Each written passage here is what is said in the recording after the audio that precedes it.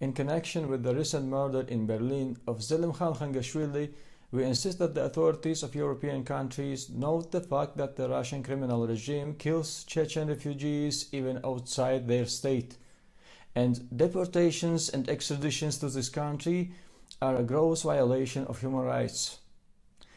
If this Russian government persecutes Chechens even outside of Russia, then it is adequate to admit that people in Russia are in an even more vulnerable and dangerous situation. We as human rights defenders faced with the problem and injustice against our compatriots when various internationally trustworthy human rights defenders stood up for a particular refugee, but even then, often a refugee doesn't receive recognition of his status from the European authorities and isn't granted protection or asylum. For many years, Chechen refugees have to seek political asylum, challenge the decisions in courts, hear from the migration authorities that they supposedly can receive protection in the territory of large Russia.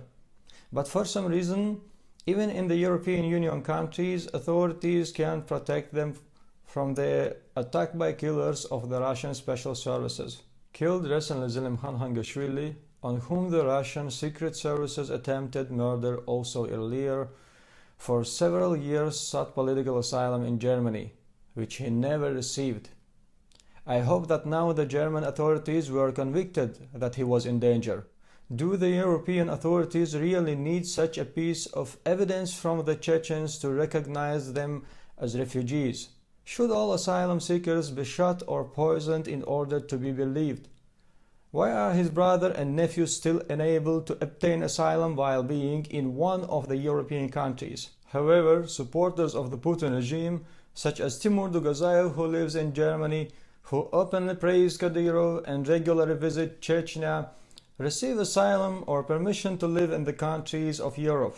Thus, European countries are becoming home to Russian agents, while real refugees who are clearly in need of asylum are transferred and deported to Russia. Why is this happening? Why are the authorities of European countries not listening to the well-known human rights organizations that testify to the persecution of a particular Chechen refugee, since the crimes of the Russian administration in Chechnya are documented and known to everyone? Murders of Chechens by Russian special services were committed in Qatar, Austria, as well as repeated assassination attempts and murders in Ukraine, Turkey, and now in Germany. In which country will the next crime of Vladimir Putin happen? Do you still think that human rights are respected in Russia?